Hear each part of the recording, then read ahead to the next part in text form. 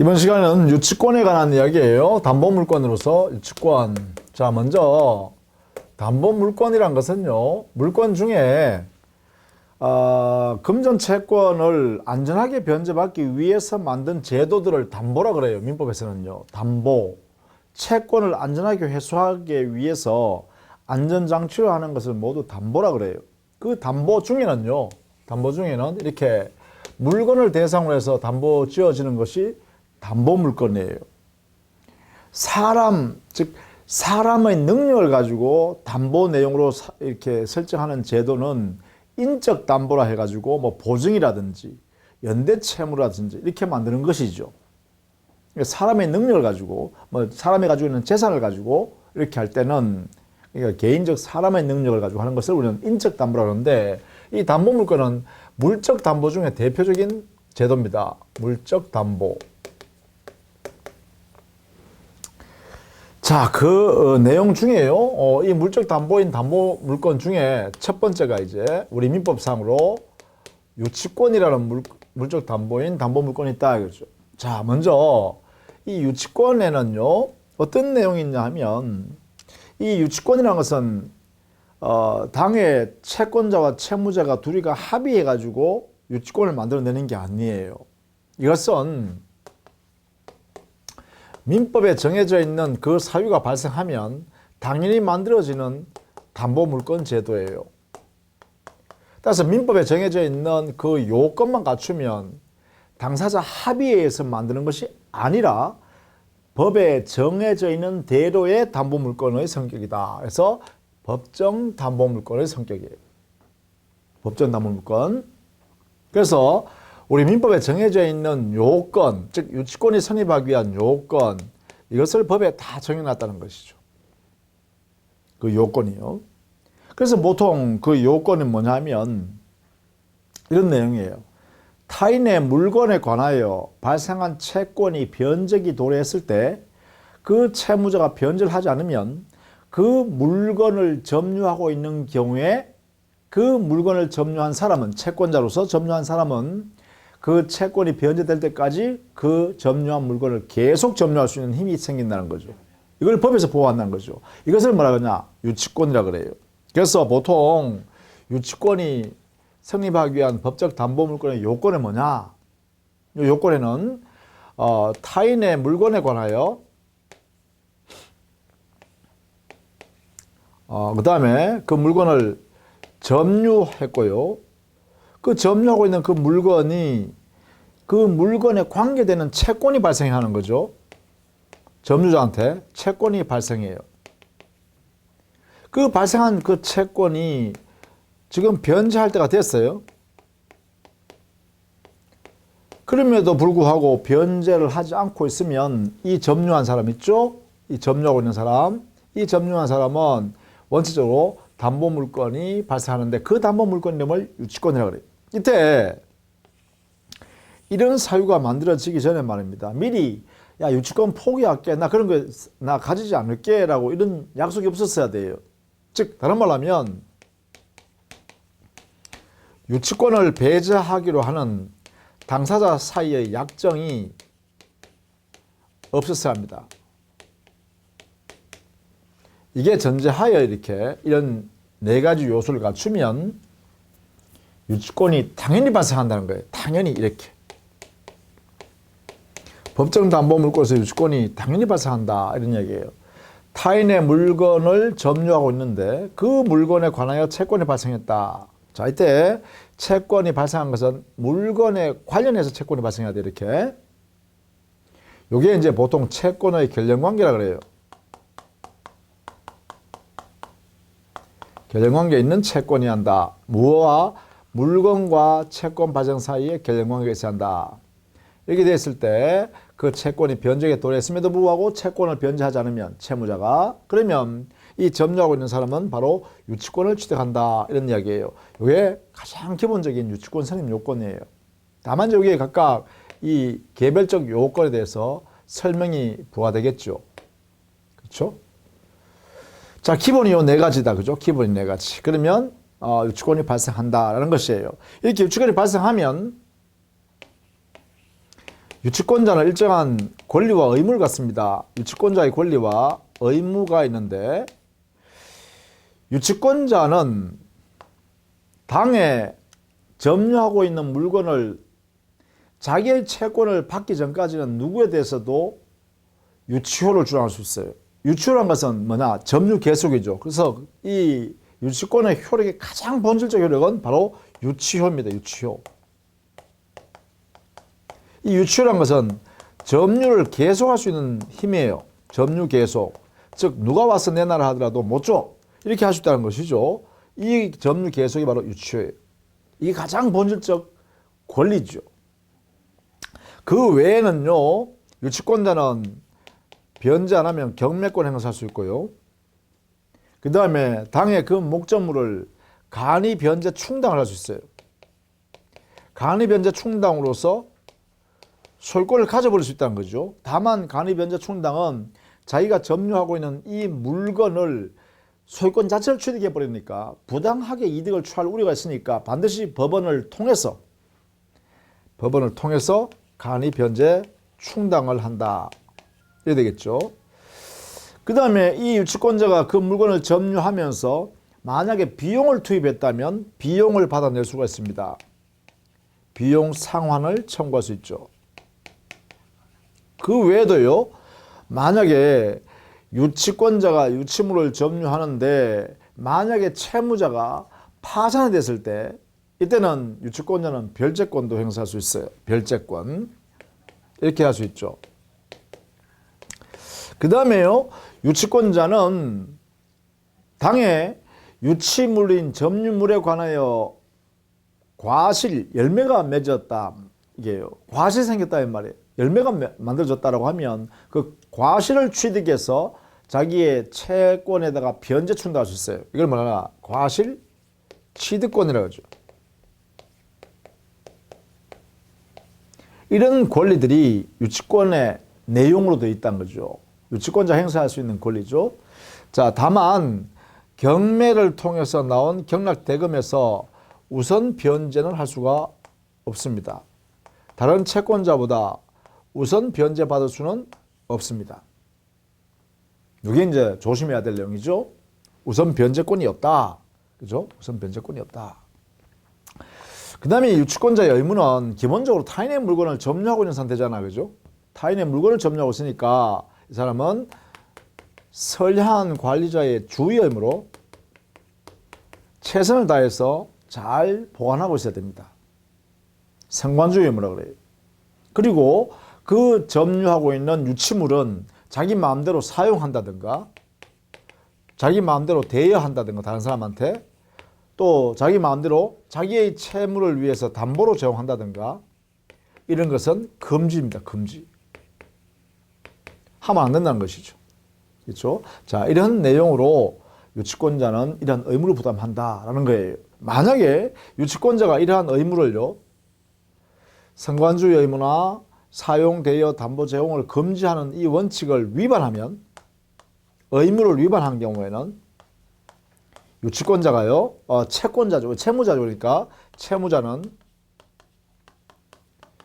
유치권 소멸을 청구할 수 있습니다. 소멸을 청구하면 즉시 소멸해버립니다. 유치권 자체가 자, 청구를 하게 되면 즉시 소멸한다. 이게 바로 유치권의 행사한 모습이죠. 물론 유치권자는 점유를 계속하고 있어야 돼요. 그래서 이게 점유라는 것 있죠.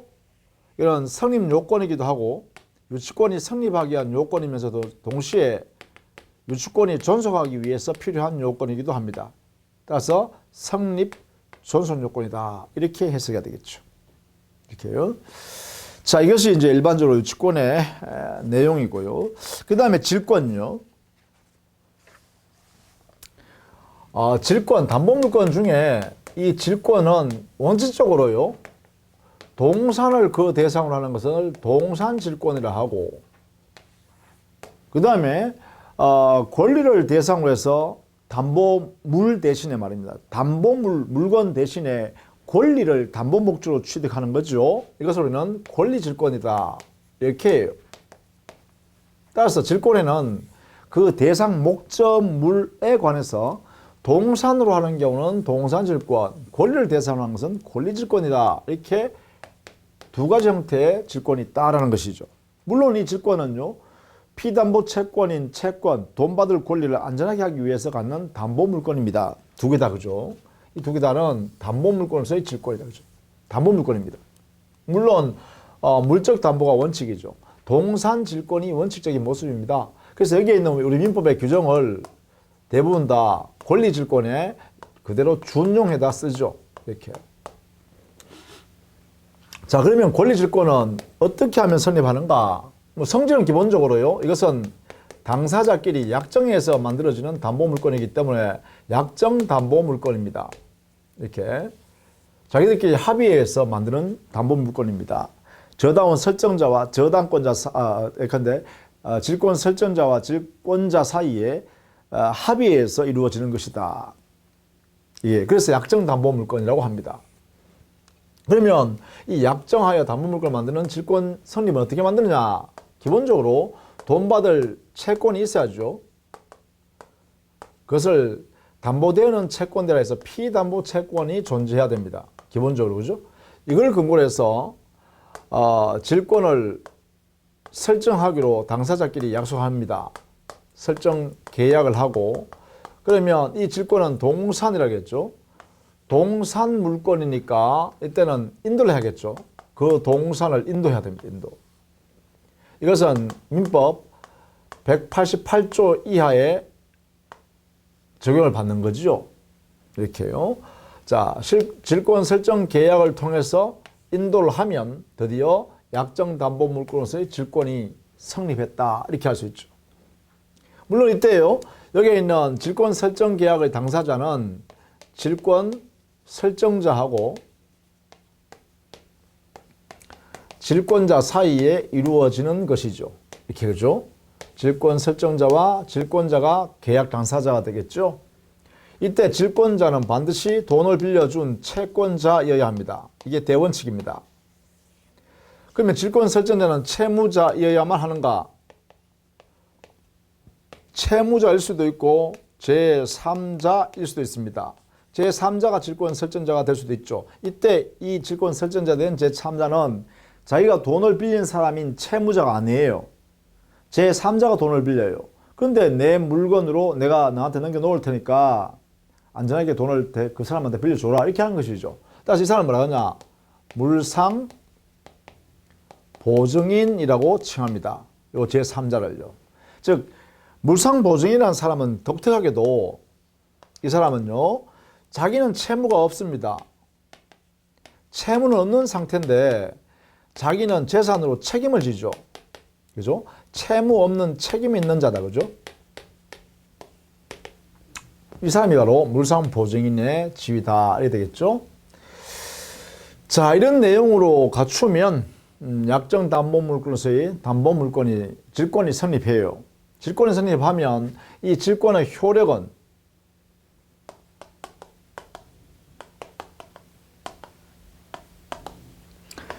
질권의 효력은 가장 중요한 게 뭘까요? 바로 경매하여 경매권 행사에서 그 경락 대금으로부터 대금에서 우선 변제를 받을 수 있습니다.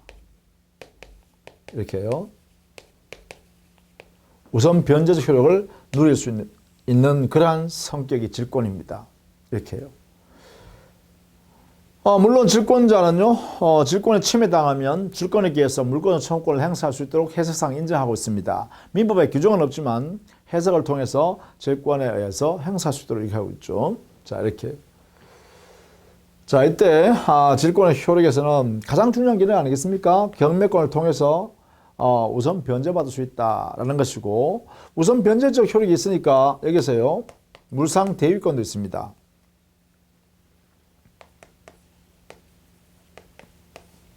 물상 대위권도 있어요.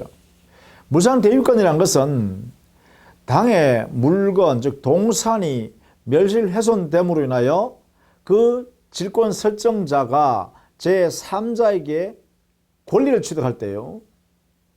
질권 설정자가 제3자, 침해자에 대해서 권리를 취득할 때 그 권리를 지급 인도되기 전에 압류하는 거예요. 그 지급되기 전, 인도되기 전에 압류를 해놓으면 그 질권의 효력은 그 권리, 즉 물건이, 동산이 훼손되어 매실되었는 대가로 질권 설정자가 권리를 취득한 그 권리 위에 질권이 존속한다고 하는 거죠. 이는 물상 대유권이라고 합니다. 이것도 허용된다, 그죠? 자, 이런 내용으로 질권의 효력을 인정하고 있습니다. 물론 이 질권자는요, 자기 책임하에 다른 사람한테 자기 채무를 위해서 담보를 정할 수 있어요. 이걸 책임 전질이라는 제도도 있죠. 책임 전질이라는 것은 여기는 질권자가 자기의 채무를 위해서 자기의 채권자한테 야, 내 질권을 내가 당신한테 넘겨놓을게. 이렇게 할 수 있다는 거죠. 이걸 뭐냐면 책임 전질이라고 합니다. 이렇게 채무자한테 자기가 채권을 받을 권리하고 그 다음에 질물에 질권이 설정되어 있는 상태를 전체를 자기의 채권자한테 넘겨주는 거죠. 예를 들면 이런 예입니다. 갑한테 만약에 말입니다. 을이라는 사람이 돈을 1억 원 빌려줬어요. 그러면 채무, 1억 채권. 이 사람의 소유 다이아 반지를요. 이 소유권, 이 다이아 반지가요. 예컨대 5억짜리 다이아 반지를 합시다. 이렇게. 그래서 이 갑이라는 사람 을한테 여기에 다이아 반지를 이렇게 갑 소유 다이아 반지를 을한테 이렇게 인도해 주는 거죠. 이렇게 인도. 담보 목적으로요. 그러면 을이라는 사람은 자기의 1억 원 채권에 대해서 질권의 대상인 다이아 반지가 이렇게 점유하고 있겠죠? 이런 상태에 있으면 이 을이라는 사람이 질권자잖아요. 그죠? 질권을 가지고 있는 상태다 말이죠. 자, 그런데 만약에 을이 병한테로부터 자기가 돈을 5천만 원 빌려 쓰면서 5천만 원, 그럼 이게 채무입니다. 여기에 5천만 원 채권 있어요. 이래야 되겠죠? 채권. 자, 그런데 이 병에게 을이요, 담보를 제공해달라 그러니까 요 내용요, 1억 채권하고 질권이 설정되어 있는 요 질물, 요거 있죠? 다이아 반지요. 그래서 여기다가 이 피담보 채권을 위해서 여기다가 담보를 제공하는데 담보. 이 담보 내용이 이랬습니다. 저기에 있는 갑에 대한 채권 1억짜리 채권하고 그 다음에 또 뭐예요? 여기에 붙어 있는 다이아 반지 있죠? 다이아 반지. 이 반지를 이렇게 병한테 이렇게 넣어주는 거죠. 그럼 여기에 이 채권과, 즉, 을이 갑한테 받을 수 있는 채권과 여기는 다이아 반지를 함께 이렇게 요걸 제공하는 거죠. 요걸 말하는 입질이라고 입질. 질권에다가 설정해 주는 거죠. 이렇게. 그러면 여기에 병이 1억 채권과 다이아 반지를 가지고 있으니까 이 채권이, 갑에 대한 채권이 병한테 와 있다는 것을 갑은 모를 거 아닙니까? 모르니까 이 병이 1억 채권을 가지고 나중에 갑한테 가서 돈을 받기 위해서는 자기 채권 5천만 원을 이 을이라는 사람이 이런 사실을 갑한테 통지를 하거나 을이 만약에 병한테 승낙을 하는 거죠. 이 채권, 자기에 대한 채권을 병이 가지고 있는 것을 인정하겠다라고 승낙하는 거죠. 승낙. 그래서 이렇게 갑한테 통지해주거나 갑이 병한테 또는 갑이 을한테 승낙한 경우에는 이 사람의 이 질권이 보호된다는 거예요. 이때 이 병의 이 권리는 바로 책임 전질권이다 이렇게 합니다. 얘가 책임을 지고 질권을 하나 더 만들었죠. 이 사람이 질권 갖고 있는 거잖아요. 그죠? 이 사람을 뭐냐? 전질권자 이렇게 합니다. 전질권자. 여기는 뭐예요? 여기는 전질 설정자가 되겠죠. 이 사람 전질권 설정자.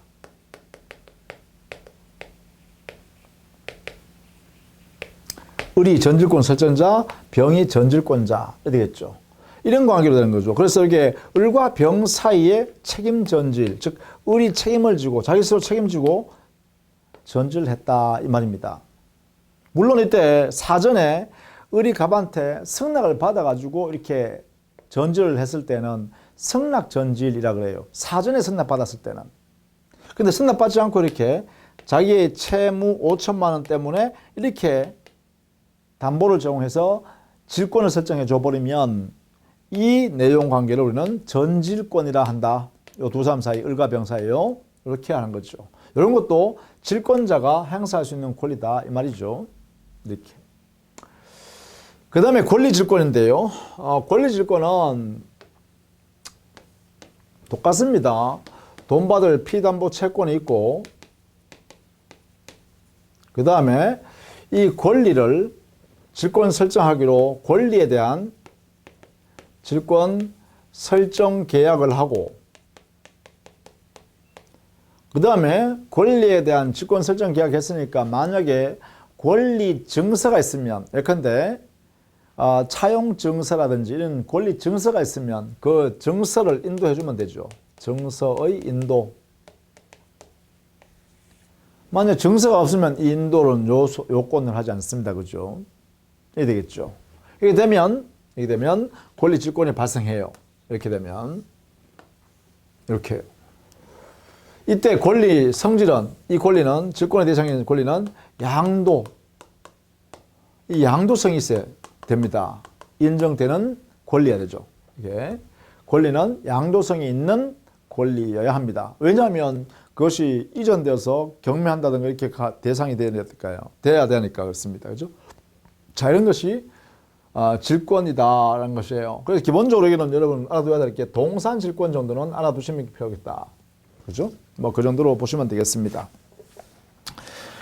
그 다음에 저당권으로 볼까요? 담보물권 중에 이제 사실은 담보물권의 제왕이다 이렇게 표현하기도 합니다. 담보물권 중에 가장 기본이 되는 게 바로 인적 담보물권 중에 가장 기본 되는 게 뭐냐? 저당권입니다. 저당권. 이 저당권은 당연히요. 돈 받을 있는 채권, 피담보 채권이 있어야겠고 이 피담보 채권을 보호하기 위해서 저당권 설정 계약을 이렇게 하는 거죠. 계약 당사자끼리 계약을 하고 그 다음에 저당권 설정 등기를 해야죠. 자, 왜냐하면 이때 저당권이라는 것은 부동산에 대하여만 인정합니다. 부동산을 대상으로 저당권은요. 물론 지상권이나 전세권을 목적으로 할 수도 있습니다. 이거는 권리죠. 그래서 요 대상으로 하니까 반드시 등기까지 해야 됩니다. 이것은 민법 186조의 취지에 따라서 그렇습니다.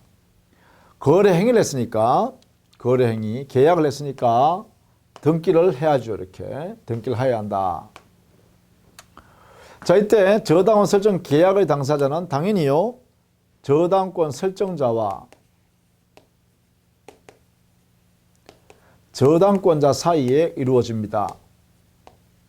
이렇게 계약이 되겠죠. 이 두 사람이 합의해서 계약을 만듭니다.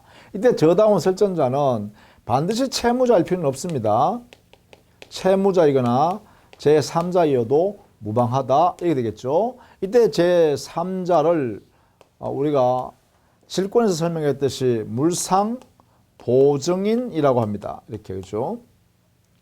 그 다음에 이 저당권자는 그래요. 질권에서 우리가 살펴봤듯이 당연히 채권자가 되어야 합니다. 이렇게 채권자인 저당권자가 되어야 합니다. 원칙적으로. 자, 저당권에 이렇게 해서 저당권이 이루어진다라고 하면 이때 저당권자는 당연히요. 효력은 뭐예요? 저당권자는 경매권을 통해서 우선 변제받을 수 있죠. 경매권을 행사해서 경락 대금에서부터 다른 일반 채권자보다 우선 변제받을 수 있는 효력을 인정한다. 그죠? 이렇게 기본적입니다. 그죠?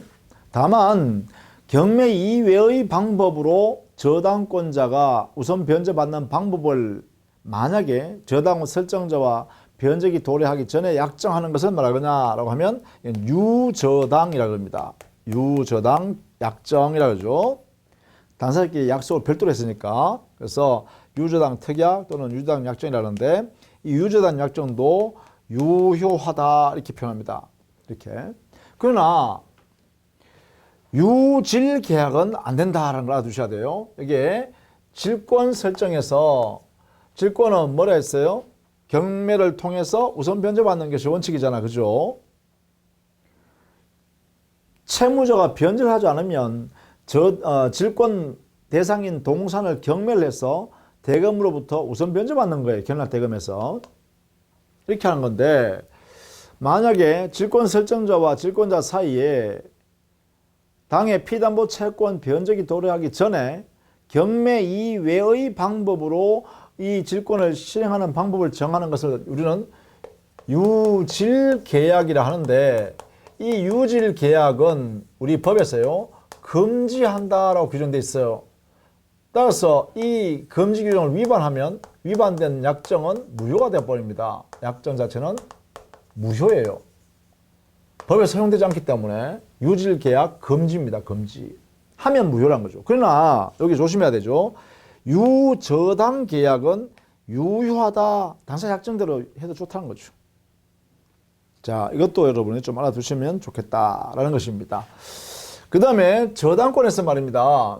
우리가 사회에서 가장 많이 일어나는 것은 근저당이라는 제도로 이루어지고 있어요. 저당권은요. 근저당이라는 제도를 활용하고 있다는 거예요. 그러면 도대체 저당권하고 근저당권의 차이가 뭘까? 이게 문제 되겠죠. 자, 근저당권도요. 그 성질은 기본적으로 저당권이다. 저당권의 성질을 그대로 가지고 있습니다. 다만 가장 큰 특성은 피담보 채권이 거래하는 과정에서 확정되지 않는다는 거예요. 증감 변동한다는 거죠. 즉 채권액이요. 이 채권이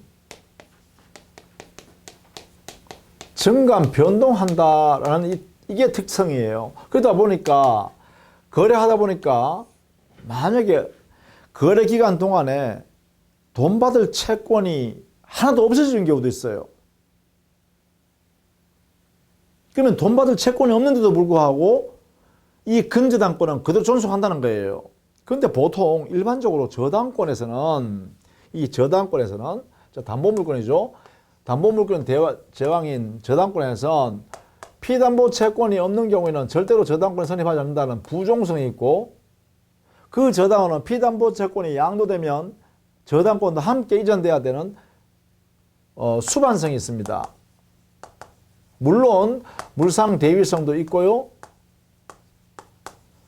가치 변형물이 존재하게 되면 물건이 몇일 훼손되더라도 여전히 그 가치 변형물 위에 저당권이 존속해서 우선 변제받을 수 있도록 한다는 것이죠. 그리고 채권 전체, 피담보 채권 전부가 변제될 때까지는 저당권의 양이 줄어들지 않는다. 변화가 되지 않는다. 나누어질 수 없다. 불가분성이 있어요. 이게 가장 기본적인 성격입니다. 이게 저당권의 특성이죠. 자, 부종성이라는 것은 돈 받을 채권인 피담보 채권이 존재해야만 성립한다는 거예요. 이걸 존재해야만 저당권이 존재하고 존속한다는 거예요. 따라서 피담보 채권이 0이 돼버리면 돈 받을 권리가 없어져 버리면 저당권은 당연히 소멸해 버립니다. 그런데 이 근저당에서는 피담보 채권이 증감 변동하는 것이 특징이기 때문에 채권이 감소되다가 어느 순간 돈 받을 채권이 0, 한 푼도 받을 꼴이 없다. 그렇다 하더라도 아직 계속적 거래 관계가 유지되는 동안은 다른 말하면 피담보 채권이 증감 변동하는 것이 확정되기 전까지는 근저당권은 존속한다는 거예요. 소멸하지 않고 그대로 있다는 거예요. 이걸 말하거나 이는 부종성이 완화된다. 이렇게 표현합니다. 이 가장 큰 특징입니다. 부종성 완화. 이것 때문에 근저당권을 오늘날 많이 활용하죠. 예컨대 우리가 아파트를 사면서 은행에서 대출을 1억 원 받았다 하면 그러면 이자 내야 되잖아요. 그러면 원리금 상환하는 방법을 하든 아니면 예컨대 3년 거치 뭐 10년 분할 상환한다든지 원리금 분할 상환한다든지 아니면 뭐 5년간 내가 이자만 내고 있다가 뭐 조금 더 높은 이자를 내고 있다가 5년 뒤에 일거에 변제한다든지 이렇게 여러 가지 형태로 채권액을 정해놓죠. 그런데 보통 이 돈 빌린 1억 원을 돈 빌린 사람이 뭐 원리금을 상환하는 매달 원리금을 잘 갚으면 괜찮지만 만약 못 갚으면 어떻게 되죠? 그러면 채권액이 커지죠. 그리고 이자도 붙어야 되잖아요. 자꾸 연체되는 부분에 이자 또 붙잖아요. 연체료가 붙잖아요. 그렇죠? 손해배상금이 자꾸 붙는단 말이에요. 그러면 변제해야 될 금액이 점점점 증가할 기도 하고 경우에 따라서는 또 이게 돈 빌린 사람이 뭐 일이 잘 풀려서 돈을 많이 한목에 갚을 수 있으면 자 내가 원리금을 뭐 석 달 동안 내가 연체했단 말이야. 그럼 연체했던 것을 뭐예요? 일거에 석 달 뒤에 일거에 뭐 다 합쳤어 말입니다. 연체된 금액까지 합쳤어 내가 다 갚아버릴 수 있잖아요. 그러면 어떻게 되죠? 내가 변제해야 할 금액이 줄어들잖아요. 이렇게 해요. 그러면 원리금만 계속 또 부담하면 되죠. 그렇죠. 자, 이러다 보니까 결국은 우리 거래 과정에서 보면 일반적으로 돈 갚아야 할 채무 또 그 상대방의 채권자 입장에서는 돈 받아내야 할 채권 자체가 고정되어 있는 게 아니라 어떻게 해요? 일정한 기간 동안 증가, 변동할 수 있어요. 이게 변동된다는 거예요. 증가됐다가 또는 다 원리금 또 그달 밀려있는 거 다 변제해버리면 또 감소될 수도 있고 말이죠. 이래 되니까 뭐예요? 돈 갚아야 할 금액이 증감, 변동하는 현상이 발생하죠. 이렇게 해요. 자, 이런 경우에 내용을 우리가 근저당으로 설정하는 취지가 있다 이 말이죠. 왜? 피담보 채권이 0이 되더라도 일정한 거래를 계속적으로 하려고 그러면 계속적으로 할 때는 이 내용을 어떻게 해요? 확정될 때까지는 증감 변동하는 과정에서 채권액이 0이 한 푼도 없다 하더라도 변제할 채무가 없다 하더라도 근저당권은 존속하는 것 이게 필요하다는 거죠. 그래서 근저당 제도를 이렇게 만들었다라는 거예요. 그러다 보니까 여기에는 특별한 제도가 하나 있습니다. 근저당권에는 당의 목적 부동산을 만약에 피담보 채권을 확정되어서 경매할 때 내가 이 부동산을 경매해서 경락대금이 나오면 그 경락대금에서 내 채권액은 최소한 이만큼은 내가 우선 변제받아 봐야겠다. 우선 변제받을 금액을 미리 정해 놓을 수 있죠.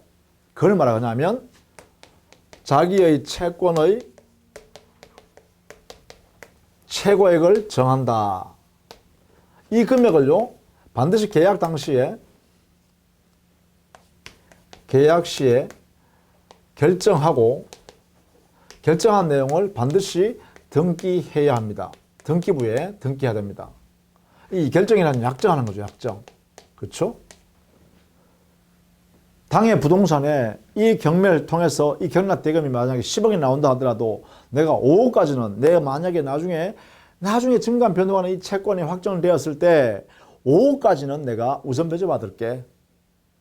그럼 만약에 나중에 피담보 채권 증감 변동하다가 4억 5천만 원으로 확정됐다. 결정됐다. 확정돼 버렸어요. 그러면 5억범위 아니니까 4억 5천만 원 전액을 우선 변제 받을 수 있겠죠. 그래서 이 채권 최고액은 등기되어 있는데 이 부분은 당의 부동산으로부터 채권자가 우선 변제 받을 수 있는 최고 범위입니다. 범위.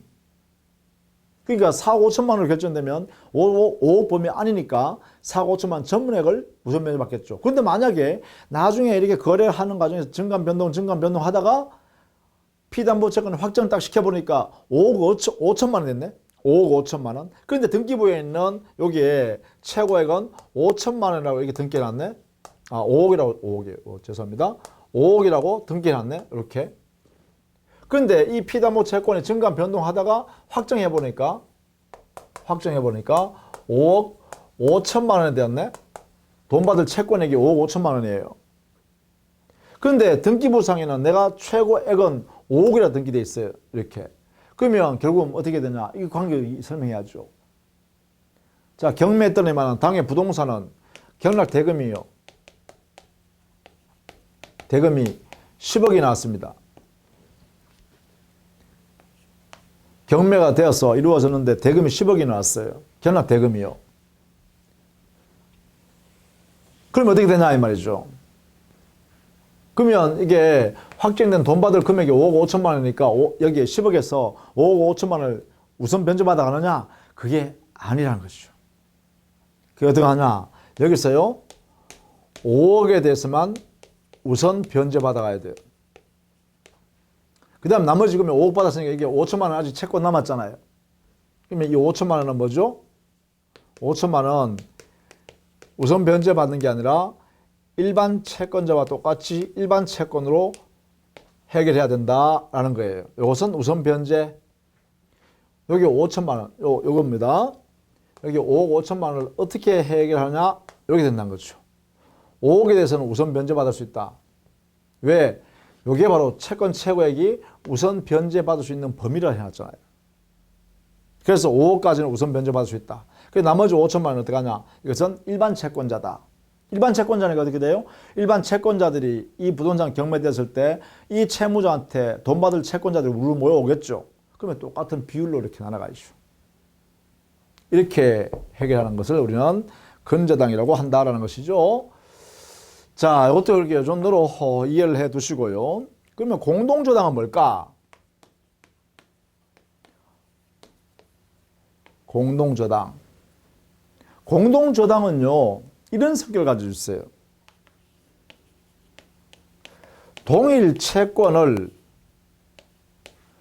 여러 개 부동산에다가 여러 부동산 위에 각각 저당권을 설정해 두는 거예요.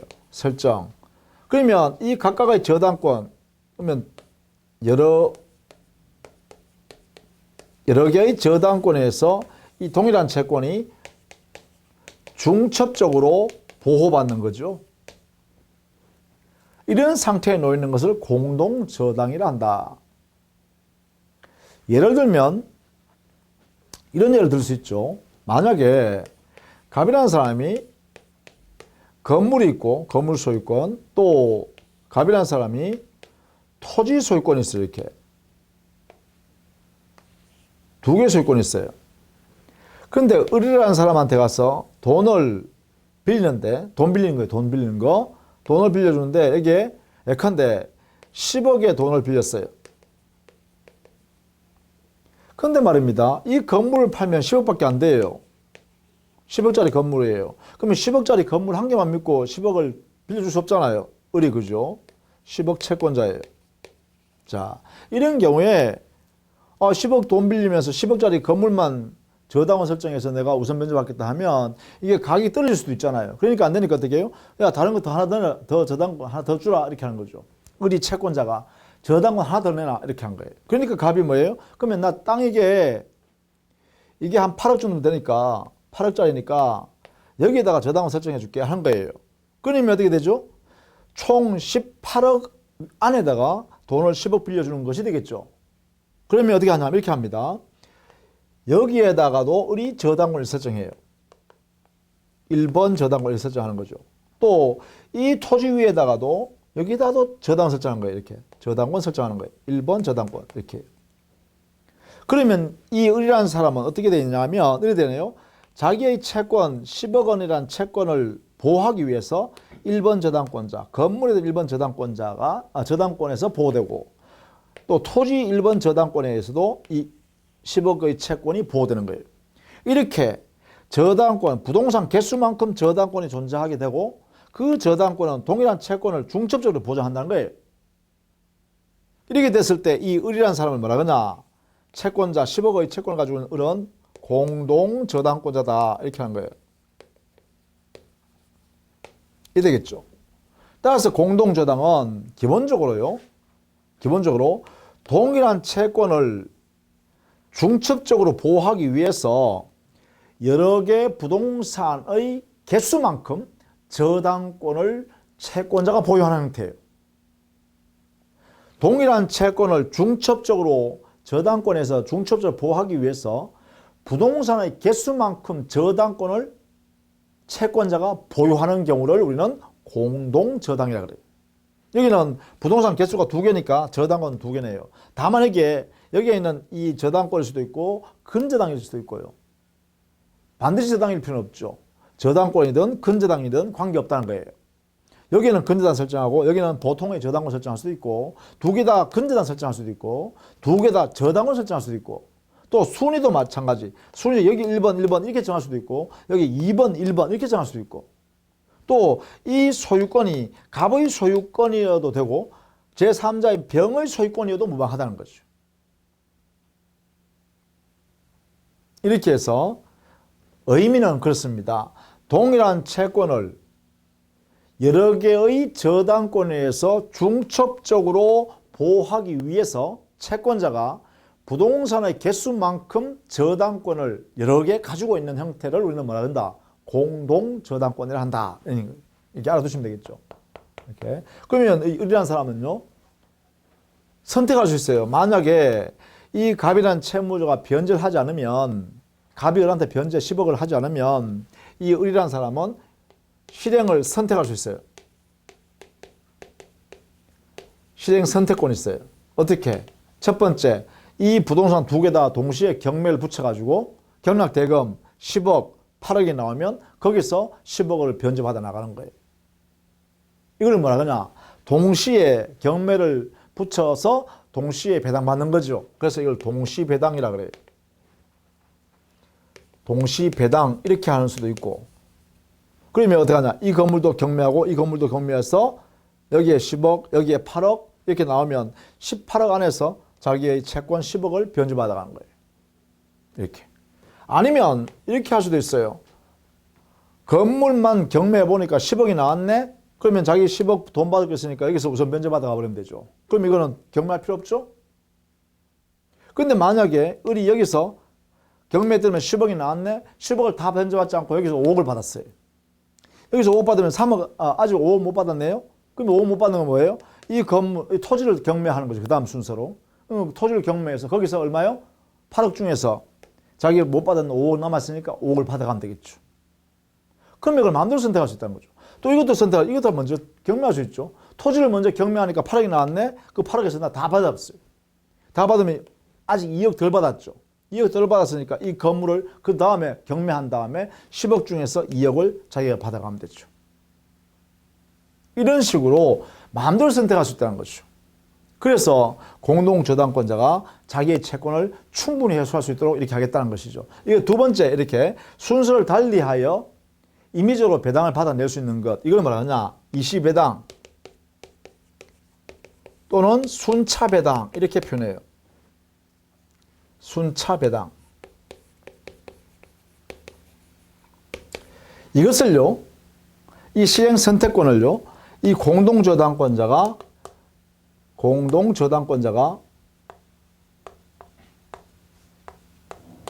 선택의 자유예요. 이게 보장돼요. 이게 마음대로 선택할 수 있다는 거죠. 마음대로. 이렇게. 이걸 통해서 공동저당권자는 자기의 채권을 해소한다. 이런 이야기입니다. 자, 이렇게 해서요, 저당권의 모습을 우리 쭉 한번 살펴봤습니다. 담보물권에서 유치권, 질권, 저당권. 이 세 가지가 우리 민법에 존재하고 있다. 이런 내용이죠. 이렇게 정리를 해 두시기 바랍니다. 다음 시간에는요, 채권법을 정리하도록 하겠습니다. 자, 고생하셨습니다.